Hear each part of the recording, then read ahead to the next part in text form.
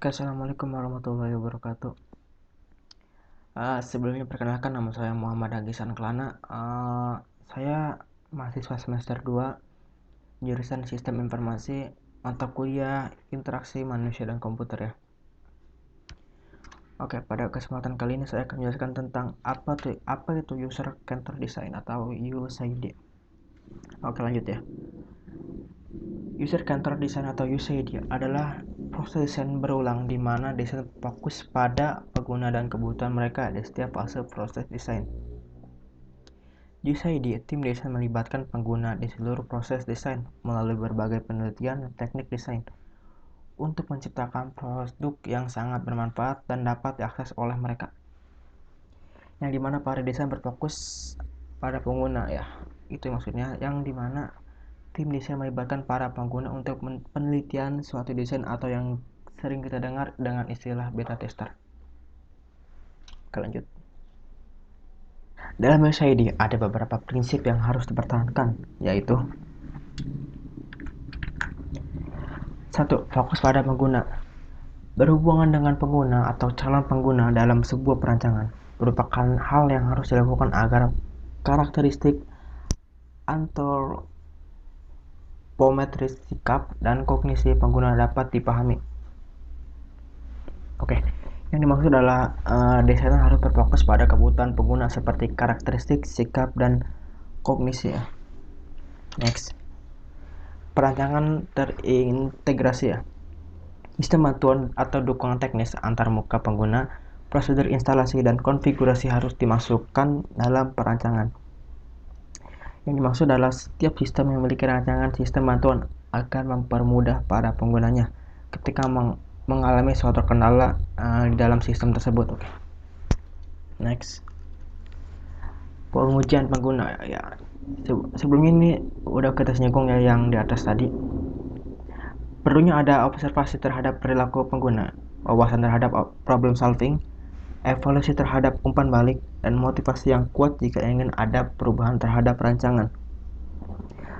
Yaitu pengujian pengguna, yaitu seperti slide di atas yang telah kita bicarakan tadi ya. Setiap sistem memerlukan pengujian pengguna agar sebelum sistem tersebut rilis secara global, sistem tersebut tidak memiliki sebuah kendala atau ya sedikit kendala lah, karena kendala tersebut sudah ditemukan di pengujian pengguna tersebut. Next, perancangan interaktif. Berdasarkan hasil pengujian yang tadi sudah dilakukan, untuk mencapai perancangan yang interaktif, sistem harus dideskripsikan, dirancang, dan diuji berkali-kali. Oke, saya jelaskan lagi. Perancangan interaktif yaitu hasil yang didapat dari nomor 3 tadi. Apakah akan ada kendala pada sistem tersebut yang dijabarkan secara luas agar sistem mencapai perancangan yang sempurna ya. Kan tadi itu di nomor 3 sudah dijelaskan ya tentang pengujian pengguna. Nah, di situ kan pengujian pengguna kita mencari bug-bug yang ada di suatu sistem tersebut. Kemudian di nomor 4 ini kita kita fix atau solvingin masa-masa tersebut agar tidak terjadi suatu kendala yang dialami oleh sistem. Oke, next lagi ya. Proses UCD. Oke, kita lanjut ke materi berikutnya, proses UCD. Tujuan dari User Centered Design adalah untuk membuat produk memiliki keunggulan yang tinggi. Hal ini termasuk juga seberapa nyaman suatu produk dalam pengguna, pengelolaan, keaktifan, serta seberapa baik produk dipetakan sesuai dengan kebutuhan pengguna. Ya, ini tuh masuknya ke UI UX ya, dimana desain juga harus mementingkan para pengguna juga ya, apakah mereka nyaman dengan sistem tersebut dan semuanya lah. Oke, next.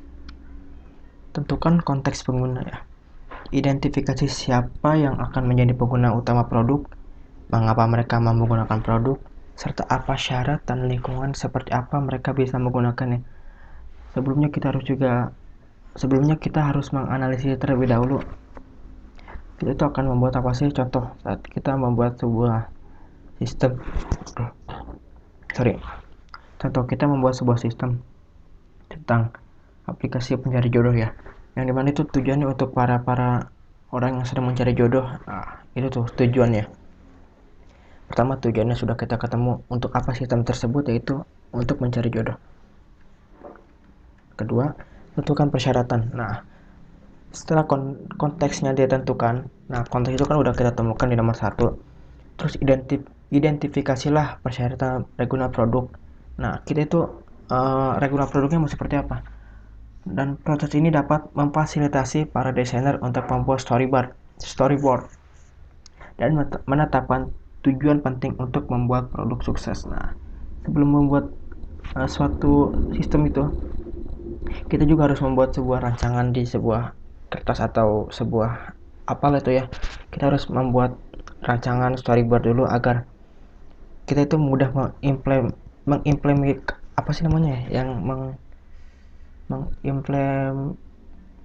mengimplementasikan intinya ya, agar mudah dibuat lagi. Next, buat solusi dan pengembangan desain berdasarkan tujuan dan persyaratan produk. Mulailah proses iteratif desain. Proses iteratif desain dan pengembangan produk. Next, oke, evaluasi produk ya. Desainer produk menguji kegunaan untuk mendapatkan umpan balik pengguna terhadap produk.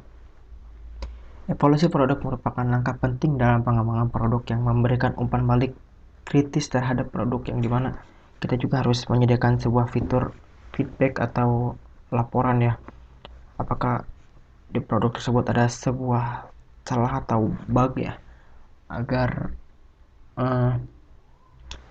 sistem dapat berjalan normal kembali dan bug-bug tersebut dapat diatasi oleh para programmer itu ya.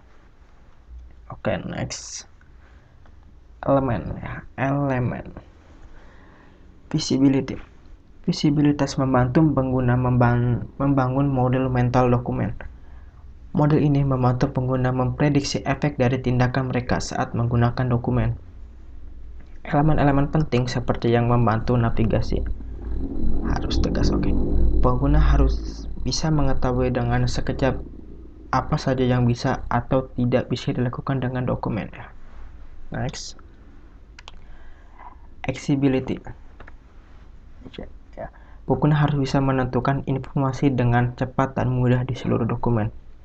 Terlepas dari panjang pendeknya dokumen, pengguna harus ditawari berbagai cara untuk menentukan informasi, seperti elemen navigasi, fungsi pencarian, daftar isi, bagian yang diberi label dengan jenis, nomor, halaman, dan kode warna ya. Itu juga sering kita dijumpai di sebuah website atau sebuah aplikasi ya, yang dimana itu tuh hal-hal wajib ya yang ada di sebuah website agar mempermudah para pengunjungnya. Itu tadi itu contoh ya. Oke, terusnya elemen navigasi harus konsisten dengan genre dokumen ya. Next, legibility. Teknis harus mudah dibaca melalui analisis situasi retoris. Desainer harus bisa menentukan gaya font yang berguna. Misalnya, font dan teks hias juga semuanya menggunakan huruf besar, dan huruf besar akan sulit dibaca. Hal ini dapat diatasi dengan menggunakan huruf cetak miring dan tebal jika digunakan dengan benar. Kontras yang tinggi antar teks dan latar belakang meningkatkan keterbacaan. Teks gelap dengan latar belakang terang yang paling mudah dibaca ya. Oke, yang maksud itu tuh seperti depannya teks, belakangnya ada backgroundnya yang seperti apa ya contohnya. Nanti saya tampilkan di video. Itu tuh agar mudah dibaca ya, agar lebih jelas lah. Oke, yang terakhir ada language. Jenis bahasa yang digunakan tergantung pada situasi retoris yang ada. Kalimat pendek sangat membantu, seperti teks yang digunakan dalam penjelasan. Namun hal ini tidak berlaku pada jargon atau istilah teknis. Banyak penulis akan memilih untuk menggunakan kalimat akrib, kata kerja, dan struktur kalimat sederhana. Oke, itu adalah sebuah presentasi dari mata kuliah interaksi manusia dan komputer ya. Mohon maaf sebelumnya jika ada kesalahan kata uh, atau yang sulit dipahami ya. Kalian juga bisa mendownload materi ini di deskripsi agar kalian juga bisa membacanya. Oke, terima kasih.